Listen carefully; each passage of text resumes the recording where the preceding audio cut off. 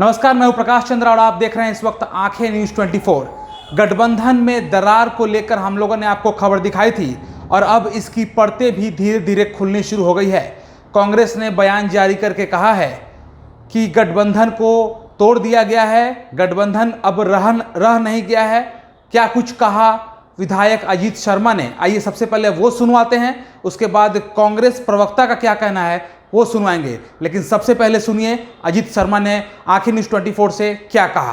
गठबंधन का धर्म तो राजद ने ब्रेक कर दिया, चूंकि पिछले विधानसभा चुनाव 2020 का आप देखेंगे तो कुशेश्वर कांग्रेस ने चुनाव लड़ा, वो ट्रेडिशनल सीट भी कांग्रेस का रहा है और हमारे बहुत बड़े नेता हैं दलित के अशोक कुमार जी, वो लड़े थे, मात्र 7,222 वोट से हारे थे।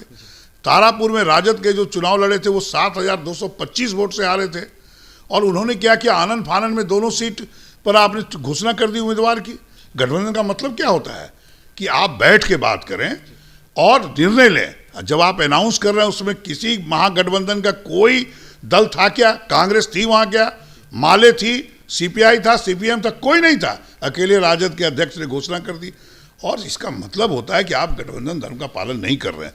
इसलिए हम लोगों ने नेतृत्व से बात किया है, हम लोग भी दोनों सीट पर चुनाव लड़ेंगे और दोनों सीट पर देखिए जनता जिताती है, लेकिन हम बता दें इस बार कांग्रेस के पक्ष में जनता इसलिए है कि भारतीय जनता पार्टी 2014 से सिर्फ झूठ बोलने का काम कर रही है, चाहे नौकरी देने की बात हो, चाहे पैसे 15 लाख देने की बात हो, या कोरोना काल में इलाज सही ढंग से हो, या जो कांग्रेस ने भारतवर्ष आज़ाद के बाद जो देश को आगे बढ़ाने का काम किया, चाहे रेल का मामला हो, एयरपोर्ट का हो, LIC हो, सबको वो कॉरपोरेट हाथों में बेचने का काम कर रहे हैं। अगर वो बेच देंगे कॉरपोरेट में तो युवकों को सरकारी नौकरी कहाँ से मिलेगा?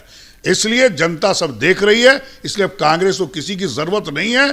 कांग्रेस अकेले चुनाव लड़ेगी, 2024 में भी लोकसभा जीतेगी और 2025 में विधानसभा जीतेगी। तो देखा आप लोगों ने कि अजीत शर्मा ने आज आंखें न्यूज़ 24 से साफ तौर पर कहा है कि राजद ने ही गठबंधन तोड़ा है, उन्होंने गठबंधन का धर्म नहीं अपनाया है। अब ऐसे में कांग्रेस के प्रति जो प्रवक्ता हैं वो क्या कह रहे हैं, आइए इसको भी सुन लेते हैं। हम सिद्धांतों से कभी समझौता नहीं करते, लेकिन आरजेडी चूंकि एक तरफा फैसला ले लिया और हमारी सीट पर जहां मेरा क्लेम बनता था कुशेश्वर स्थान में हमारे उम्मीदवार मात्र 5-6 हज़ार वोटों से आ रहे थे, वो अच्छी फाइट थी।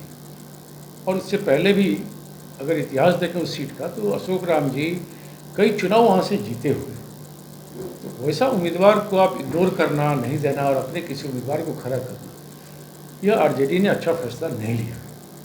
जब आरजेडी ने अपना फैसला ले लिया तो कांग्रेस को भी फैसला लेना है। हम चुनाव लड़ेंगे और अच्छे उम्मीदवार देंगे और मजबूती से लड़ेंगे और बिहार की राजनीति का भविष्य भी ये दोनों सीट के उपचुनाव का रिजल्ट एक तरह से तय करेगा। अगर आपने अभी तक हमारे चैनल को सब्सक्राइब नहीं किया है तो तमाम और खबरों के लिए हमारे चैनल को सब्सक्राइब करें और देखते रहें आंखें न्यूज़ 24, नजर हर खबर पर।